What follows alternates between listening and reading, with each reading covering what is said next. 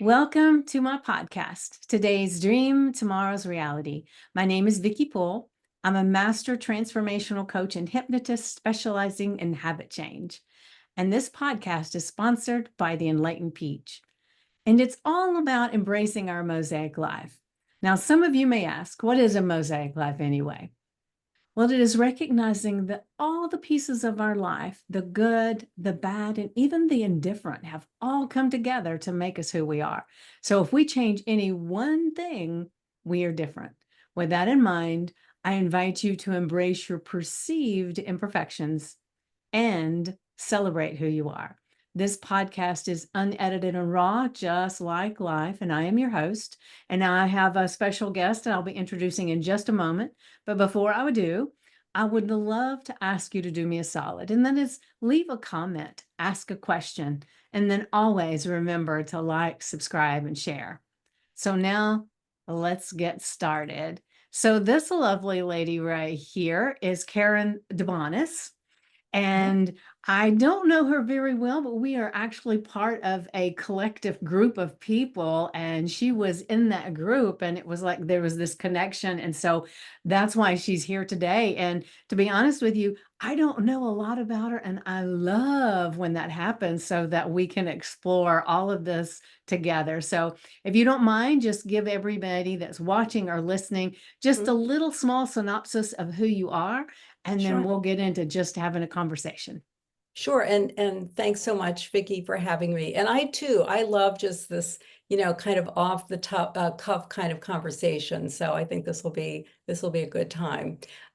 So as Vicki said, I'm Karen DeBonis, and I'm an author. And here's my book cover back there. I don't know, it may be backwards for you. No, Sometimes it's looks right. it is. Oh, Yeah, good. Okay. yeah. Yeah. So I'm married. I have two adult sons. I live in upstate New York. For most of my life, my career has been in health education and health promotion. And in 2016, I stopped working for various reasons and returned to writing the memoir that I had started like 25 years before. And so since 2016, I've really created this new life as I felt like a writer wannabe at first because I had so much to learn. And then I did get my memoir published last year, and now I do freelance writing. And yeah, so that's pretty much, how I spend my days. Ah, well, it sounds like a good way to spend your days, I will say. So did you grow up in New York as well? Nope, I actually grew up in Pittsburgh, Pennsylvania, Okay. and I went to school in Washington, D.C., Catholic University of America. And my husband, who's from Troy, New York, where we live now, also went to Catholic U, and that's where we met our senior year. So he's my college sweetheart. We've been married. Oh my goodness, it'll be 42 years next Wednesday. Oh, So wow. yeah, so Well, um, congratulations on that one. thank you. Yeah, and we've stuck it out through thick and thin. I should have mentioned the title of my book is Growth, A Mother, Her Son, and the Brain Tumor They Survived. So that gives you an idea that, we've had Ups and some, downs. yep, some tough, times to live through. And I just consider us so blessed that we, stuck it out and we actually still like each other even. So, That's it's, the big thing. Some people yeah, stick it out, but they don't like each other, yeah, you yeah. know? So Yeah, that's and people beautiful. grow apart. I mean, I just think that's who we are, and we have managed to grow together. So, talk about privilege, what a privilege that is to have found the person that really, stuck it out with me and that I stuck it out with him. Yeah, yeah, I love that. And I'm thinking as you were talking about all of that, we the challenges that we face, we always have challenges. There's not Mhm. a soul alive. It's Yep. just there's different degrees, and it depends on who you Mhm. are, whether that's a big Mhm. degree or a small degree. Right.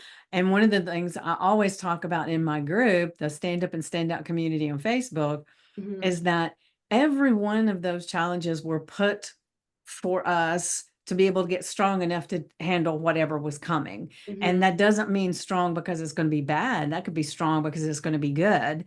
Yeah. And we Yeah. just need to learn the lessons to be able to handle whatever it is. And that's why Mhm. lottery winners a lot of times end up in a year, 2 years, they're way more worse Yeah. off than they were They're before they broke. ever won the money, because they Yeah. didn't have the personal growth that they needed Mhm. to have to Mhm. handle all that financial affluence, right? Yeah. Yeah. And so every time I tell my people, let's be an explorer, and we can even go Mhm. back and look at some of the things that have happened in our lives that we Mhm. thought were catastrophes.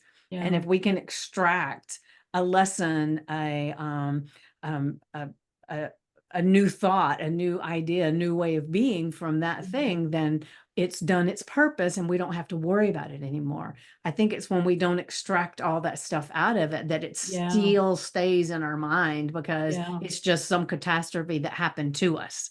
Yeah. And so I love that you put your stuff in a book, you've got Mhm. your husband, and you've been able to have this. It's like a community when you have a family Mhm. that you can Yeah. rely on. Yeah. And so it's beautiful. So do you want to maybe share a little bit about, I know it says the brain tumor that you survived. So who had the brain tumor? Yeah, my son had the brain tumor. Okay. So my older son, Matt, we in the book, when he was younger, we called him Matthew, was diagnosed with a brain tumor at 11. And Mm, and the reason I'll just talk about the title for a minute. So it's so interesting that you're talking about, kind of extracting lessons from the trials that we go through and hopefully looking for the growth opportunities. That may be my words, but my title really is that kind of play on words with growth. So when my son was diagnosed, what they said was, we found a growth. So growth just became this, 4-letter word. powerful, shocking, word. Yeah. Um, but I've always been a real believer in personal growth, and I've always, tried to be better and learn, what are those lessons about, when things go Mm-hmm. wrong in life or things go good in life. And so, growth is really that kind of has multiple meanings in the title. And the reason why I chose the subtitle that I did, the brain tumor they survived, was because and I'm sure most mothers and fathers out there understand, when your child goes through something, you go through it with them. And especially when it's a medical crisis, my son survived, his brain tumor, but I survived it also because it Mm-hmm. was, as you can imagine, a tough time. And really, in a lot of ways, I look at my story as surviving motherhood. I thought I was ready to be a mom. Married my college sweetheart. He's a great guy. My parents were great role models. I babysat all the time. I'm the second oldest of 6 kids and the oldest daughter. So, I babysat my siblings, babysat neighborhood kids all the time. I really thought I was ready. And when Matthew was born, it was a healthy pregnancy, and he was just so colicky and so inconsolable, really, for 6 months. Then I felt like a failure. I thought, I thought I was supposed to be a natural. What's like, Yeah. this is a mistake. And so, then we kind of, he outgrew the colic, and we kind of got to this place of equilibrium. And I thought, okay, we had another son 5 years later. They're 5 years apart. And I thought, okay, I got this working mom thing down. We're okay. And then Matt started having unusual symptoms, tics, motor tics mostly. And then his grades were dropping, and he was becoming clumsy, and all these things were going Hmm. on. And a big part of my story is myself being a people pleaser. And one of the things that struck me, why you kind of caught my eye with your podcast, was because of your group. I forget the name of it again, the Speak Up. Stand up and stand out community. Yeah, stand up and stand out. And for me, I was raised to be a good girl. and my parents were both people pleasings. My dad also in a lot of ways. So, I just took that to heart so much. I wanted so badly to be nice and kind to people. And, you know, uh, we were a very involved Catholic family. And so I wanted to I wanted to be a good child of God and, follow those principles and that type of thing. And I think I just took it overboard in my head and I didn't learn how to stand up for myself. Mhm. And so when my son was, going through these difficulties and the pediatrician wasn't really listening, I just I didn't You know mean how to when you were going and he was showing symptoms of something and they were yes, acting like it was nothing? exactly, Okay. exactly. I So there just was wanna a make sure lot I of understood what you were saying. yes, no, and any time to stop me, for Oh, I clarification. will. Yeah. So there was a lot of medical gaslighting, which is when, a medical person is dismissive of a patient's, concerns that they present or symptoms. And so I think of it as, kind of this collision of my people pleasing and the medical gaslighting. And so, none of my concerns were getting through because I wasn't speaking up loudly enough and soon enough. And the doctor just started digging their heels in more and more.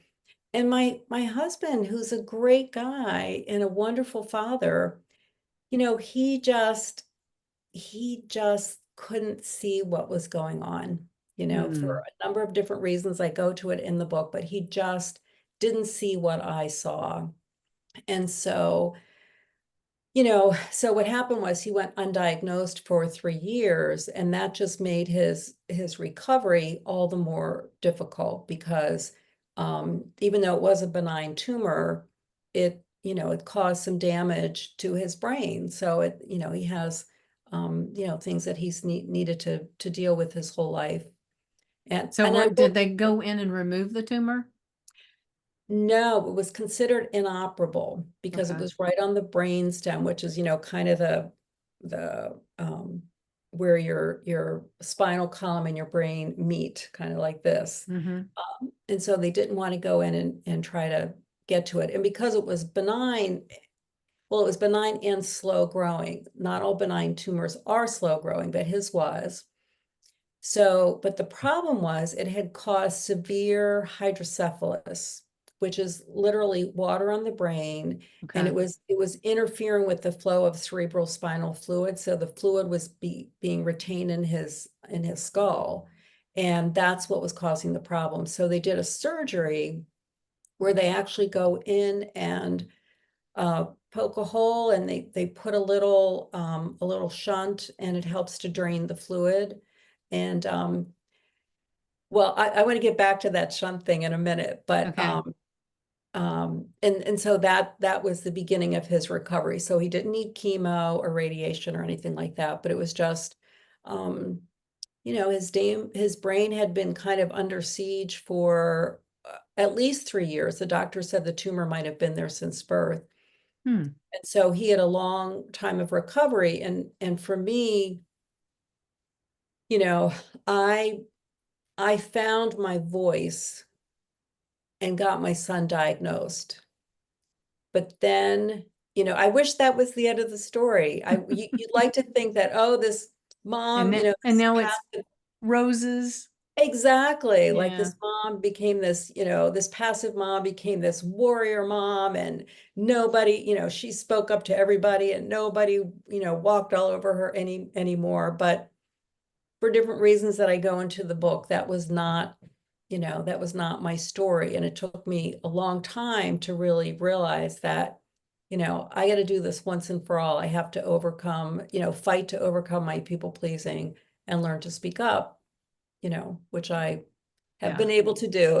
I call myself a recovering people pleaser with some lapses or occasionally relapsing. Yeah. Uh, well, So, the reason I started my podcast was because I'd spent my whole life filtering my voice. So I didn't stand up for myself. I was the people pleaser in the family, and I always wanted to be the peacekeeper. So if I Yeah. saw a conflict over here, I wanted to step in and help Mhm. diffuse things, right? Yep. Yep. Um, and then I learned over time that different people that you talk to, if you want it to all go well, you adopt a certain type of language pattern, you Mhm. adopt a body language, you adopt all Yeah. these things. And I adapted to that very easily. Mhm. And so I was able to fit into just any crowd that I got into. Yeah. And after a while, it was like, well, who the hell am I? Oh, I don't even so know. yeah. And so I kept thinking, so how can I start speaking without this fear of retribution or Mhm. fear of Yeah. somebody making Yeah. fun of me or Yeah. anything, right? Mhm. And so I'd been listening to some podcasts and I thought, a podcast would work Mhm. because then I create this podcast on this platform. I don't Mhm. even see the people that are looking at it or listening to it. Right. And if I don't Right. want to look at the things that people say, I just Yeah. don't look. Right. So I started just with that. I wanted to be able to be authentically me. And that's Yeah. why there's no editing, because Mhm. I thought it was counterintuitive to want Yeah. to be able to speak my voice and my truth and then Mhm. go in and edit the words I say. Yeah. Because I Yeah. thought that doesn't make any sense. That's just Right. perpetuating the old behavior. And Yeah. so that's Yeah. why I don't edit or anything. Um, but Well, let me just say kudos yeah, to you for taking that step, because I think that's sometimes what it takes is something active, something really intentional to kind of break out of this behavior. It's not as easy as saying, "Oh, just say no if somebody asks you to do something," yeah, Oh, I yeah. wish it was that easy, Yeah, that's but right. That's right. Well, it's definitely been, I say it's the day my life changed was when I started my podcast. mm, And I started it, I avoided it for 3 years, thought mm, about it for 3 years because I thought that's going to be too hard. I'm not a techie person. I don't know how to do that. mm, So who do I think I am yeah. starting a podcast? That's for other people. And Mhm. then when I noticed it on Facebook, she had this start a podcast challenge. And I thought, okay, what's the worst that can happen? Oh, that's awesome. And so I started it. And like I said, that's the day my life changed. But I get to meet amazing people like you. I'm Oh, in thank you. Stacy's group, and I've had Yeah, the most amazing guests on my podcast. And I just love every minute of it. It's yeah. become part of my self-care to Mhm. actually be able to care for me is my podcast. Wow, that's really Yeah. inspirational. Thank you. And I think that's probably what your book is for you, right? Yeah, the book and kind of similar to you, it was, so when you write a book, it's not just a matter of writing a book. And I did not have an agent and a big like Random House Books, Mm-hmm. publisher. I have a small university publisher, but it's really up to the author to put themselves out there and kind of build their platform and get their name out there and what they talk about and what they want to write about, so people begin to associate them. Like in my writing circles a number of years ago, people thought of me as oh yeah, I'm the people pleasing writer because that's what that was kind of my focus.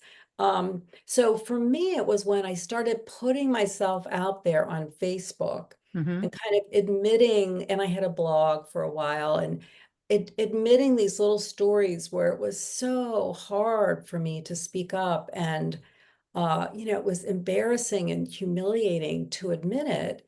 But I just felt like if I'm going to be honest in my book, and I really, and that's probably one of the biggest comments that I'll get back is like, wow, you were really, honest and really just, owned my truth.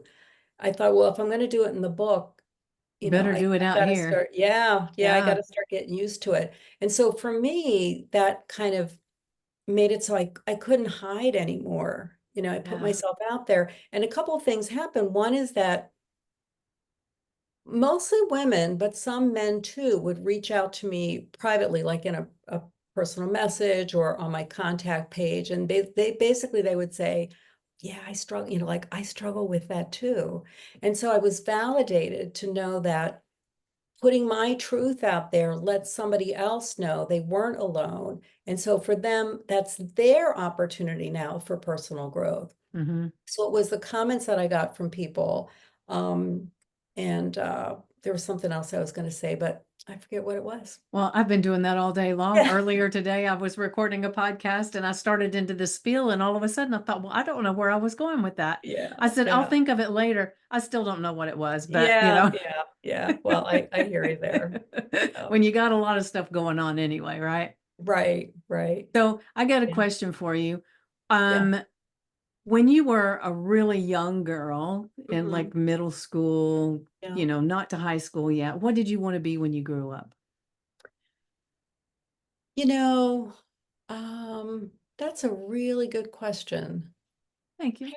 I don't know that I really had a goal. I know when I got a little bit older, well, I think, like in high school, I wanted to be a psychologist, a child psychologist. So, I got a bachelor's degree in psychology, but I didn't pursue it after that. But yeah, I don't know that I had. I So think what so did much you of like it. to do the most? Like, was it like drawing, painting? Was it skating, dancing, singing? I was very much was and still am an introvert. So I Okay. was very much, I had friends, but I really liked loner type activities. So I loved to paint. I loved to do, my mom was always doing craft things. So we were always Mm-hmm. doing craft things. So I loved to create and I loved solitude. Um, I did like to ice skate, but I was never athletic and I was always afraid. I was afraid of falling and afraid of getting hurt. So those creative solitary things were what I really, really enjoyed. So in a lot of ways, writer, now that I'm a writer really fits that Mm-hmm. in ways that my earlier career was very much out there in front of people. I taught classes and facilitated groups and I loved it, but it was also looking back now, I can see how exhausting that was, especially when my kids were young. You work all day in this very active, kind of people-oriented um, environment. And then I came home and I had two kids that I had to get homework done and dinner on the table and all that kind of stuff. So, you Yeah, know, I bet you there's every mom that's listening and knows exactly what you're talking about. yep, I know I yep, do. yep, And I worked a full-time job and had my kids, and then when you get home, that's when the second full-time job starts in. You exactly, know, exactly. Yeah. I'll be honest, I used to get so aggravated sometimes. My husband would say, um, I'm going to the store or something. And I'd say, well, wait a minute. How come when I'm going to the store, I have to say, can you watch the kids? Yeah. Yeah. Why did you not think to ask me if I'd watch the kids? Well, that's what you Right. do. Right. Those are fighting words. Yeah. Yeah. Yeah. Yeah. And in my book, I talk a lot about the whole, you know, um, the roles in marriage and you know, just how, we like my husband and I both kind of fell into the traditional roles and just makes life harder. Yeah, yeah. Well, I will say if I ever get into another relationship, because my children's he's deceased. He's been gone for like 23 years. Oh my But if I God. ever got into another relationship, I would do all the marriage counseling before. Yeah, right, You right, know, I've right. got a couple of people in my group that are actually relationship experts. And Hmm. so I've even told one of them, I said, okay, if I get into a relationship, we're going to have a conversation. Yeah, yeah, yeah. I think it's smart. Yeah. So I'm curious, why did you ask what I wanted to do when I was a kid? I don't know. I always like to know if what you're doing now has Hmm. any kind of um attachment or something from that time, because I find Yeah. everybody that I ask that, a lot Hmm. of people say what you did was I really didn't have any goals. I didn't have any. So, but then when they start talking about it, there's something about what they did when they were little or they loved Yeah. doing when they were little that actually kind of fueled in some ways where they're Hmm. at now. So I just wanted to know. That's so interesting. Well, I was since 2016, I was pretty committed to this writing and really like just nose to the grindstone all the time.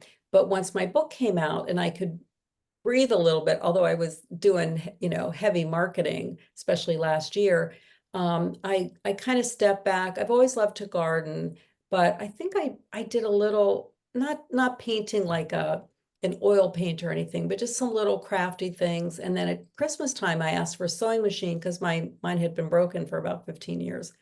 And I have been having so much fun with my sewing machine. And I think I realized that as much as I enjoy the writing, sometimes I really hate the writing. Like Hmm. it's just very taxing, on one's brain.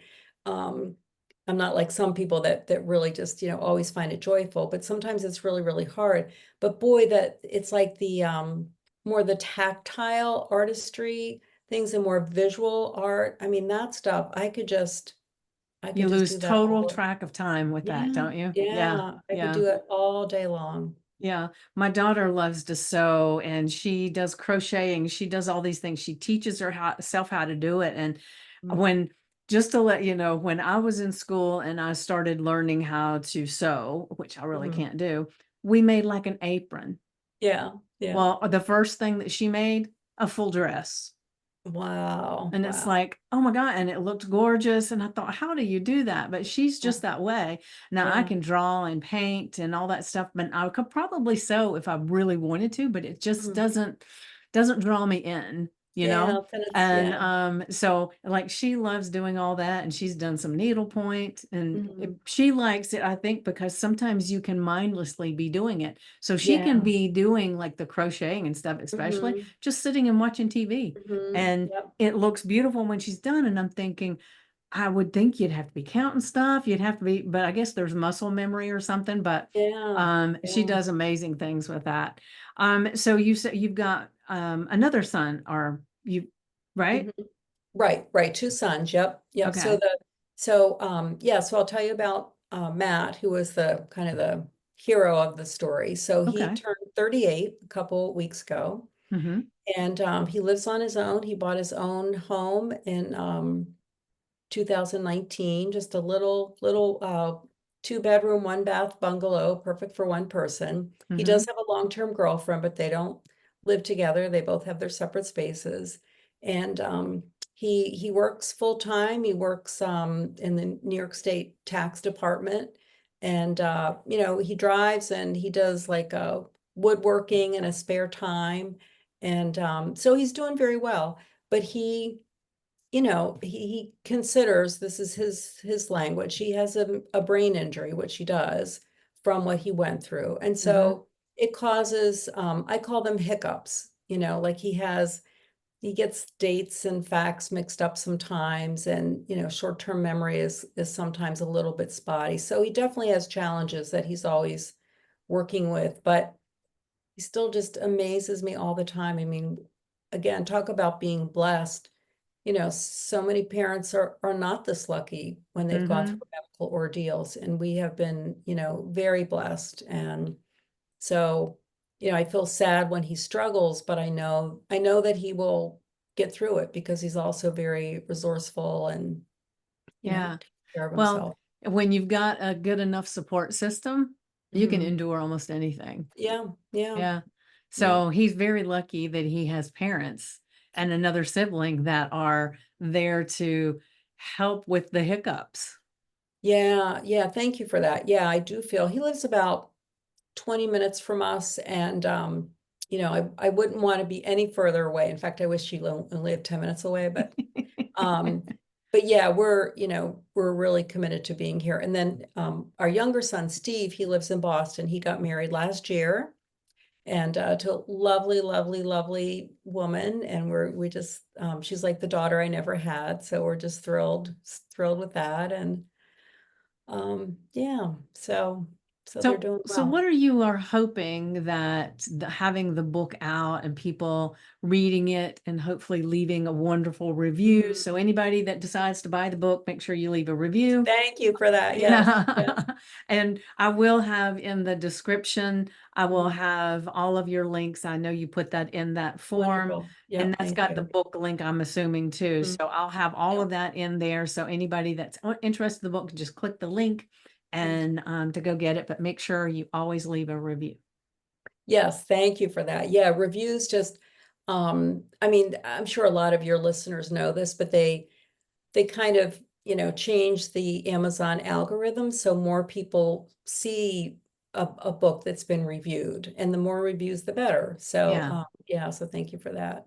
Yeah. So what do Um, you feel like you would want to be to come out of this book for people? Yeah, thank you.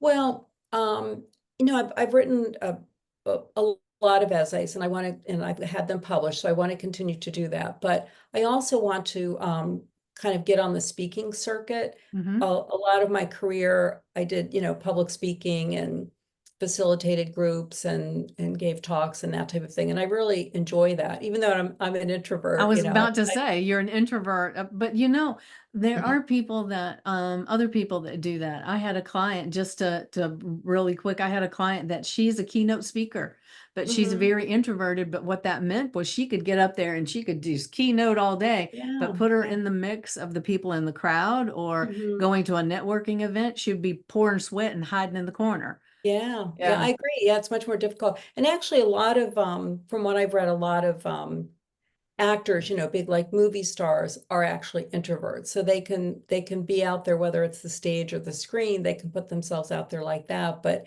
they still need that solitude, just to kind Mm-hmm. of recover.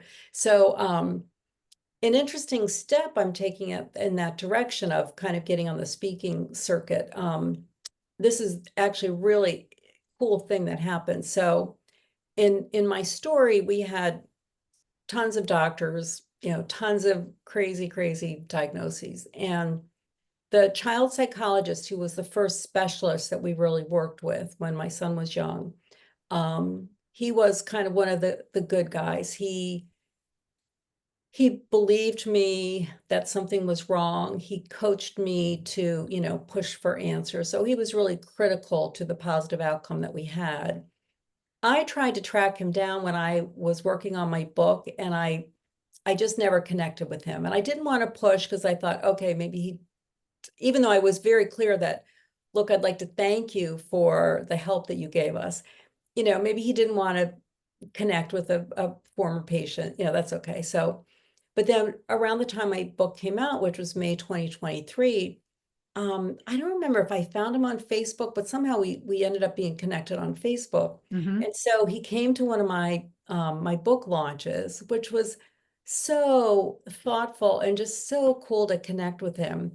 And he and I now are collaborating on some Ooh. talks that we're going to give. Yep, we have only one scheduled so far in November at a local library, and it's going to be about patient-parent communication and Mm. the whole kind of the outcome that we want is, I want to give parents some tips about how they can communicate better with their doctors or their children's doctors. And he's going to give some tips about not only what doctors can do, but kind of this is the doctor's perspective on different things. Because when I talked with him recently, when I pitched this idea to him, I said, how did you decide that I was believable? Because like I said, there was a lot of medical gaslighting. The doctors weren't listening to me. I was just the mere mom that had raised my Mm-hmm. son. Um, and, so we talked through that a little bit. I don't have specifics I can give you right now, but I just think that's, you know, patient, patient practitioner communication is so troubled. I hear Mm-hmm. from so many women, and there's lots of articles out there now about medical gaslighting. It's just such a problem for so many people. So I'm hoping that this will kind of open up that discussion with patients and, with some doctors. And I'll throw this out there. We know it's going to be early November. It is going to be Zoomed at the library, so anybody can participate, which Okay. I think is really great. So Yeah. I don't have a specific date and time for that yet, but if anybody, any of your listeners would like to, be notified when that is, just sign up on my newsletter. You can even unsubscribe later if you want. I won't hold you to it, but just sign up and I'll make sure to send a notice out when that is scheduled. So I hope that that's something that we can kind of take on the road and spread that a little bit. And then, I have messages I want to get out about people pleasing, and also about, I think, just letting parents know that they are heard in terms of their struggles with medical crises and with children with neurodiversity and those type of things. So, I'm going to be looking for opportunities to speak about that. Yeah, and one of the things that came to mind as you were talking about this, and I don't know if it's anything that you guys would be speaking on, but I have a friend who has a autistic son, and Mhm, he's functioning. So mhm, he goes to school now. He's 18 now. mhm. And so that means that the doctors don't talk to her anymore. They talk Yeah, to him. Well, he's not high functioning enough right. for all of that. And so she wants to go and ask the doctors and be there and everything. Mhm, And so she said the other day, she said, it's really hard now because he's now to this age that I'm not supposed to be a part of it, but right. he still has to live at home. He still Mhm, has, to us have to do everything. He'll live with them his whole life. yeah, yeah. And so is that anything that you guys have ever thought about talking about with, how do people, is there a way to make that where they can communicate with the doctors without going outside the rules, or I don't know. Yeah. But my heart Well, was going out to her when she was talking to me about it. oh, yeah. Well, I'm not sure that's something that he and I would talk about specifically, but I have a sister with very severe, debilitating chronic illnesses. And I was with her. She lives she's back and forth between Chicago and California, but I was with her recently, and she was filling out her paperwork, and she designated me as, it wasn't like, it wasn't healthcare proxy, but it was something about how I would be able to call and get information on her. So I think if that mom, Vicky, if I can figure out what that form is, I'll just send it to you personally for your friend. Okay. But Yeah. And then I can just share she it with should be her. able to fill out something that will enable her not only to be there with her son and advocate for him, but also to call and get information. And if there are test results, that they would send them to her. Um, Yeah, yeah, so if you can figure out what that is, I will. just Yeah, send it to me and I'll just yeah, pass that along to her. yeah, Cause, I will like I said, definitely. when you were just talking about that, that was the thing that just popped in my mind because I just Yeah. had this conversation with her like a week and a half ago. Hmm. Yeah. Yeah. Oh, I can imagine that's a very scary time, when your Mm-hmm. child is aging out of the school system, but not able to be independent. And how do you, work all that out? Yeah. So I Yeah. wish her luck. Yeah. Me too. Me too. All right. So, we've talked about your book and we've talked about all the things with your kids. Yeah. Well, it just feels like there's some kind of juicy something that you want to share. Is there Yeah. anything? Hmm. I'm pretty like pretty boring. But I I will don't think you're say, boring at all. yeah, well, thanks. But I mean, I don't know that I have anything really juicy Well, that I would juicy could share. be depending on who you're talking to. True, true. But here, I'll throw this out. This is something I think about. So, Okay. like, once my book came out, and like I said, I was marketing for a while, and I'm still, working on it, but there's a part of me that feels like, what do I want to do when I grow up? Because I'm 65, so, I don't picture myself going, and I do have health issues, which is why I left my job in 2016. So I couldn't really go back to a regular job, but obviously I'm competent. I can do different things. So, I'm thinking about this whole writing life, and how far do I want to take this? And not that I have to decide now, but I'm not sure how long I'm going to do it. And then, I do have a son that's married, so maybe I'll be a grandma someday, and that will take some of my energy. And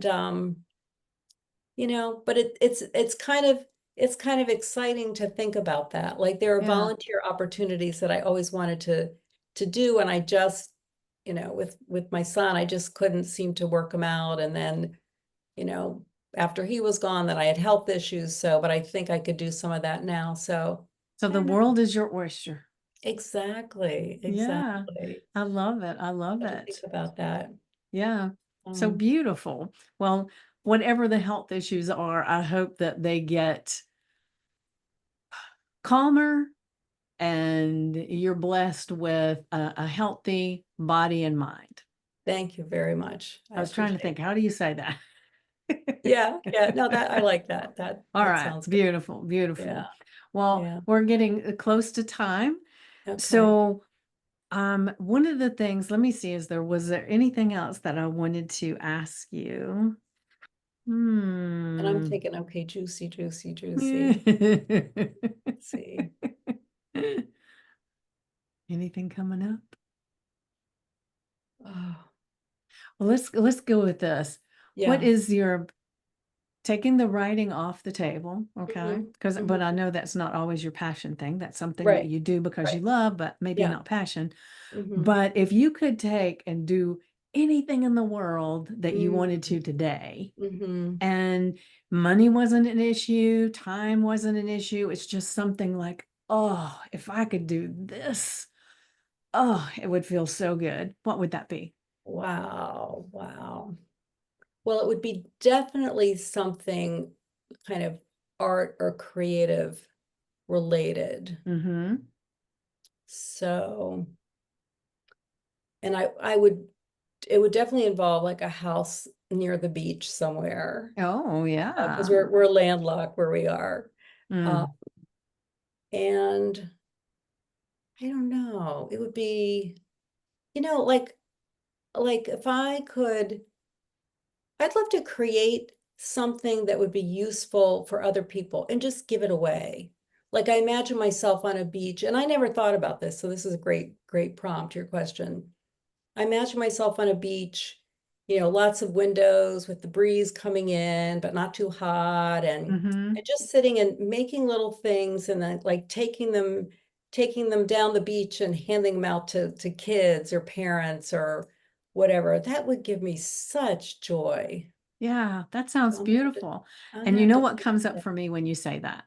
that. Hmm. Is that that means that your book just takes off. Your Mm, speaking engagements just take off mm, because you have to be doing something amazing that's bringing in money to allow you to have that beach house and do all exactly. these crafts and hand them out to people, right? That's why we Exactly. do some of the major things that we do Yeah. because then Mhm. it gives us this ability to just Right. do. So, Yeah. man, put that on Yeah. your vision board because Yes, I'm going to manifest that. that's Definitely. right. That's right. I can Definitely. see it right now. I can see it. Yeah. All Yeah. right. So, one of the things that I wanted to just say is I wanted to tell you thank you so much for being here and sharing your story. And I hope everybody goes in and gets the book and Yeah. leaves a review. Mhm. And I will go ahead and leave us with my favorite quote. And it is the best way to predict the future is create it. And so Mhm. that's what you're doing with that vision in your mind. Yes. You're Yes. creating it right in this Yeah. moment. Yeah. So I feel I love privileged to that. have seen that happen right in front of my eyes. Oh, thank you. Yeah, this was a lot of fun. I really Yeah. enjoyed this conversation. Beautiful, beautiful.